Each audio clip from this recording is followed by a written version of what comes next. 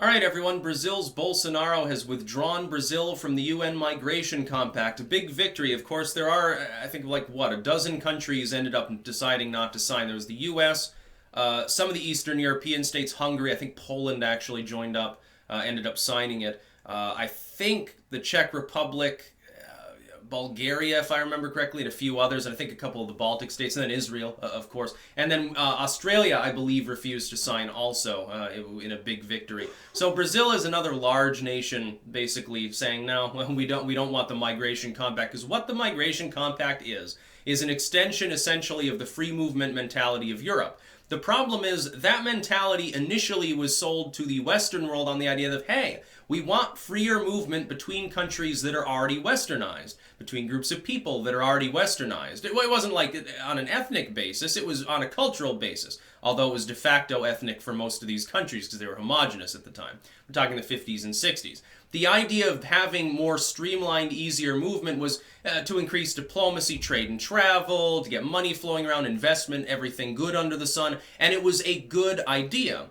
The problem is that what ended up happening is some of these countries got the bright idea, hey, this is working so well. Let's have freer movement with everyone else in the world, including people who potentially don't like us at all and might come bomb us and crazy shit like that. By the way, we're not going to screen more for disease, which is like the worst idea ever, as the world gets 4 or 5 times more densely populated over that same period of some decades anyway. I think it's suicidal and crazy. The UN Migration Compact, essentially what it does is it strips signee states of full sovereignty. Because the ability to have borders, be insular if you wish to do so, is a symbol of sovereignty. You don't have to, but the ability to do so. Any of the states signing the compact are essentially agreeing to say, well, in most cases, that will no longer be the case. We won't be able to throttle the movement of people. Now, thankfully, the UN Migration Compact, like other voluntary compacts, just requires a significant political movement within your country to withdraw you from it.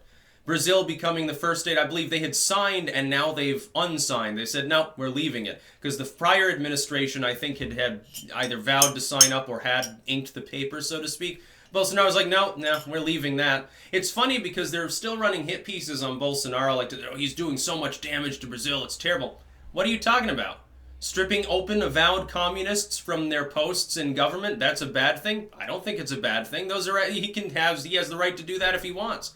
Happens all the time in other countries too, for both political and non-political reasons. Someone gets sacked, they're not doing their job, they have the wrong views. An administration, what happens here? Every time a new administration comes in, it tends to sack a whole garden variety of people from the prior administration, even if it's within the same party. Let alone, Democrat comes in after Trump. Don't you think that the heads of a lot of those agencies and a lot of the upper-level staff and advisors and everything roll over?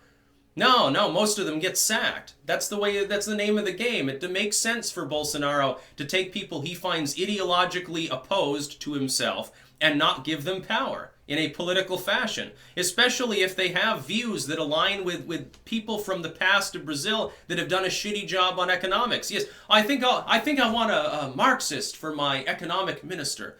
I think that the head of our central banking system should be a total socialist. No, it's not going to happen. Bolsonaro's purging them from those situations, and they're acting like it's a physical purge. Like in the middle of the night, a bunch of Bolsonaro's evil skinhead thugs, they come into the home of this unassuming, happy communist. He dedicates his whole life to charity. He's such a wonderful man. And they take him and they throw him out on the street and laugh at him.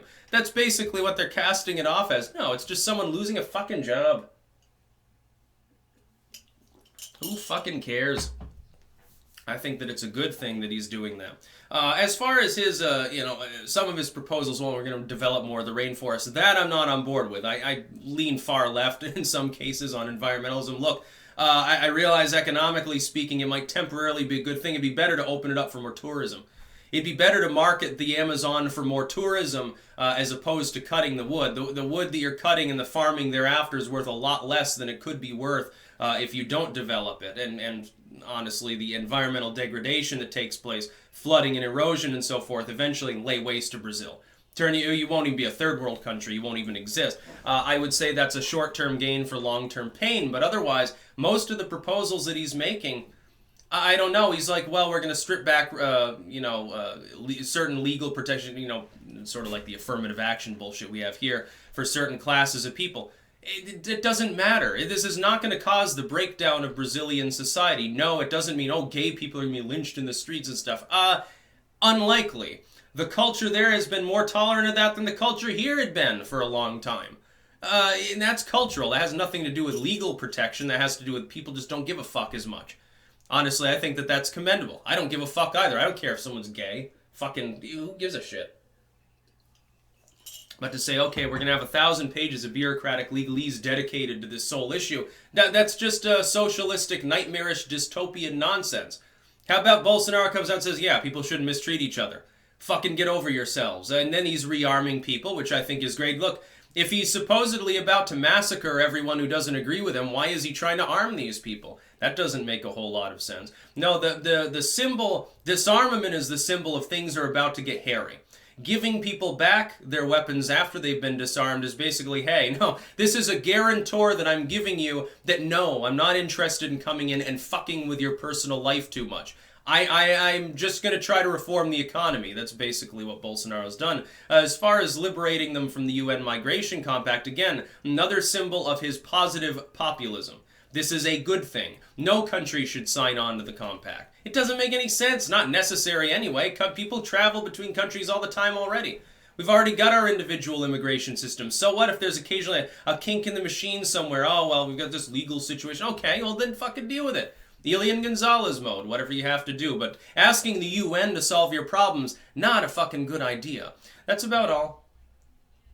Peace out.